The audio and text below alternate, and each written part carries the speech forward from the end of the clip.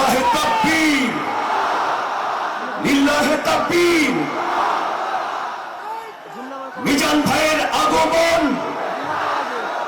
শুভেচ্ছা স্বাগতম। মিজান ভাইয়ের আগমন, লিল্লাহে তাকবীর, লিল্লাহে তাকবীর। সম্মানিত হাজির, আমাদের কাঙ্ক্ষিত মেহমান উপস্থিত হয়েছেন। সকাল থেকে অধীর অপেক্ষায় যারা শীতে কষ্ট করেছেন, কুয়াশায় ভিজেছেন, তাদের প্রতীক্ষার অবসান হয়েছে। উপস্থিত হয়েছেন বিশ্বের অন্যতম প্রভাবশালী ইসলামী বক্তা,